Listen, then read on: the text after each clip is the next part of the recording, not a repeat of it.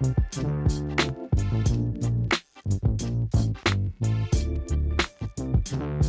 everyone, Joe here. Well, today I got another microphone review for you. Now what we have today is a Samson CL8a multi-pattern studio condenser microphone. And for full disclaimer, Samson did send these out to me for review. However, I am not being paid to make this review, so all opinions are my own. So anyway, that said, let's get in here and talk about this microphone. Now, I am actually got this going into my Scarlett 2i2 gain set at 2 o'clock, and there will be no post-processing done in post, but I will end up boosting the audio about 6 decibels. Since I'm recording in, it's hitting about -18 and -12 decibels in Audacity. I will boost it up so it hits about -6 dB. Okay, so anyway, like I said, Samson sent these out to me. Pretty decent microphones so far, and I kind of do like them, but I want to talk about a few things about them. Now, first, let's go ahead and start talking about what comes in the box. And it comes packaged in some little nice foam, good protection. Then, like I said, they sent 2 of these out to me. So I have one here on the the SP01 mic stand. They also sent that out to me also. However, it comes with this little stand, and being that the microphone has a shock mount on the inside, really don't need that. I just thought I'd go ahead and throw it on there since why not for the review. But as you can see here is the microphone without the little pop filter. Now, I have a pop filter on this because it is really, really needed with this microphone. You can see the condenser in the video there. Yeah, without a pop filter, it is really easy to distort this one. So if you're going to use it for vocals, pop filter. Absolutely must have a pop filter. Okay. That said, well, let's get back to talking about what comes in the box before I get sidetracked. Now, if you're going to use those little shock mounts, they send a little rubbery plastic ring to sit at the bottom, and that way you can lets it space it up until you tighten these little shock mounts down. Of course, you get a manual. You get a piece of paper for online registration. Also, before I forget, you do get the little adapter, and you get a bag. It's padded. It's not super padded, but it's pretty decent. It's good enough, I believe. Okay. So anyway, that's what comes in the box. Let's throw all this junk over here to the side and get back to talking about the microphone. Okay, let me read off a few of these specifications for you in case you don't want to go to Samson's website and read them yourself. Okay, it's dual 1.1 inch internally shock mounted capsule with 4 micron thin gold sputtered diaphragms. So yeah, it's dual diaphragms. It offers a supercardioid pattern, which is the one I'm using right now. It offers a bidirectional, which is the figure 8, in case you want to have like a duet, somebody else on one side of the mic and you on the other. Very handy. And it also offers omnidirectional, which is kind of interesting because if you have like a whole, 4 or 5 people singing around the microphone, that way it gets everybody in. Okay, has a frequency response range from 20 hertz all the way up to 20,000 hertz. So that pretty much covers actually kind of more than the human hearing a little bit. And it does have a switchable high pass filter at 100 megahertz. It drops off about 12 dB per octave, which I find actually very useful. It is noticeable a little bit when you're using voice, but not overly too much. So if you got an environment where you got a lot of wind blowing or you got too much clattering going on your desk, it really does help, and I think it can help filter out a lot of stuff. And you can just make up for lost, you kind of lost bass in EQ and post, so it's not bad. Now, if you're in a very loud environment, it does have a switchable 10 dB pad for extremely high noise levels and stuff. However, if you are getting this, do make sure you have 48 volts phantom power, as it requires 36 to 52 volts phantom power to operate it. I have tested it out on my little Behringer mixer that only has 15 volts phantom power. It did work, however, I wouldn't recommend it. as it might not last very long, and it might be mess up the microphone or the mixer.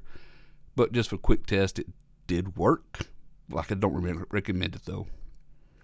And the construction on it is solid die cast, and this grill here is really tough. This thing's built really, really nice, and it's a beautiful looking microphone.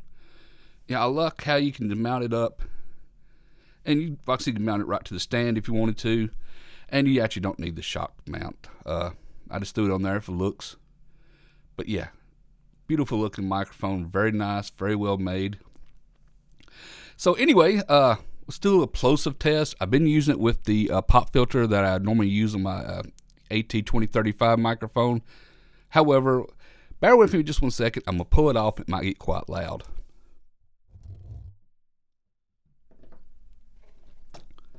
Okay, here we are with a plosive test. Poly picture pockets full of perfect peppers.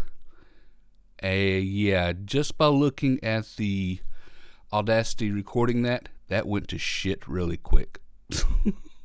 So anyway, Poly picture pockets full of perfect peppers. Much better. Poly picture pockets full of perfect peppers.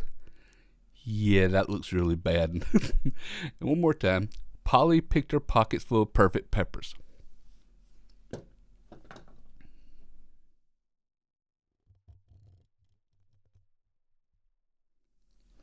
Okay, so yeah, if you're going to use this mic, use a pop filter, either like this one, which does happen to set up on there quite nice.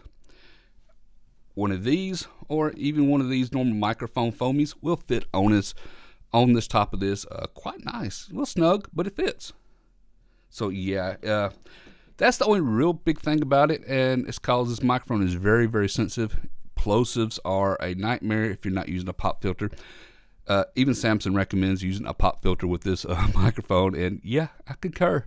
You need one. Of course, the reason they're not got no pop filter built into the mic is because if somebody wanted to mic an acoustic guitar, a piano, or something of that nature, or any kind of, especially stringed instruments with this mic, you don't want a pop filter because it can change the audio tones and stuff. So that's why there's not one in. Like I said, if you're going to use audio and stuff, just get one of these and pop them on top of it. Works quite nice. Okay, thought we'd do a noise rejection test, and for that I am going to pull the pop filter back off and grab my phone, and let's do a little 1K tone, and I'll circle it around and everything. Let you see how the cardioid pattern rejects noise. Now, I'm not going to switch it over to the other ones because most people who want to use cardioid will want to reject noise, and the figure 8, people a little more acceptable to it. So anyway, that said, we pull this off and start this up.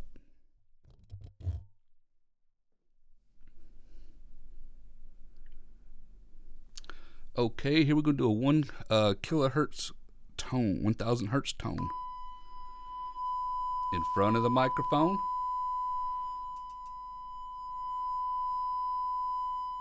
To the side of the microphone. Behind the microphone. Again to the side, back around. Top. Bottom.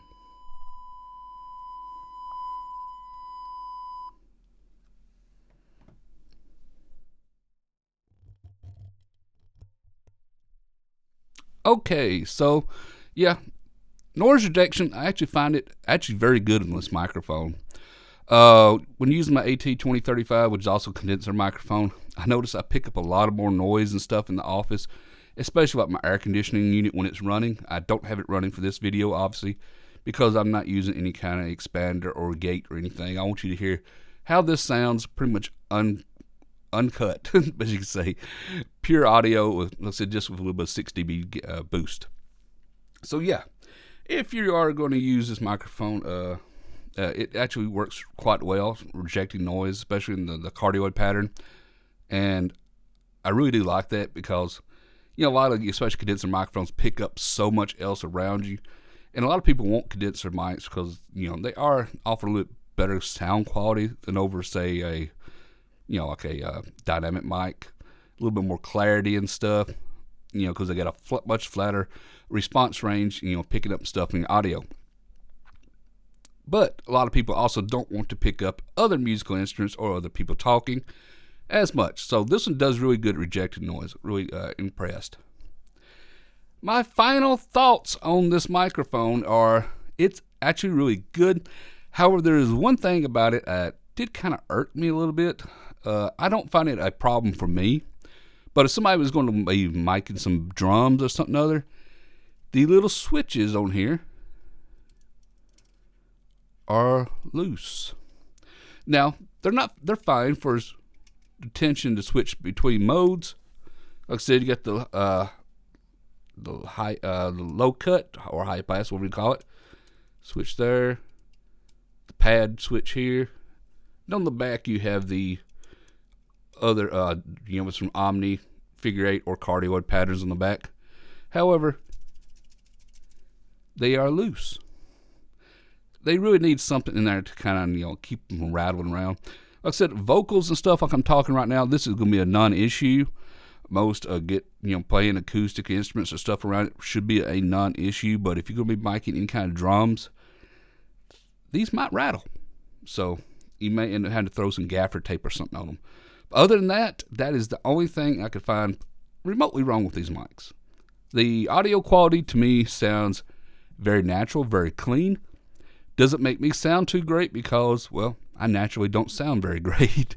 And almost all my videos, I'm doing some heavy EQing and stuff to kind of make me sound the way I want to sound other than actually do sound, which is this is how I actually sound naturally. So, yeah. Built quite well. Pricing, I think it's currently maybe around $160. It varies. For the price, I think they're pretty decent, especially all the features you get on this mic. The 3 different cardioid patterns, the, low cut, and the pad button. Yeah. And for the sound and for that large of a diaphragm, yeah, that's a pretty decent price, and they actually sound really, really good. And for that, I'm going to highly recommend these to anybody actually looking to get a condenser microphone. Especially if you don't want all this contraption and you just want to mount it straight to your boom arm. Yeah. Like I said, it has an internal shock mount, which works quite well. So anyway, that's it for this review. I do recommend these, and if you're interested in them, do check out the links down in the description below where I'll be listing them. And if you like this video, how about giving me a thumbs up? Thumbs up's always highly appreciated. If you're not a subscriber to my channel yet, please take the time to subscribe. Subscribing is free. It's for you, lets you know I'll release more videos. Until next time, everybody, thank you for watching.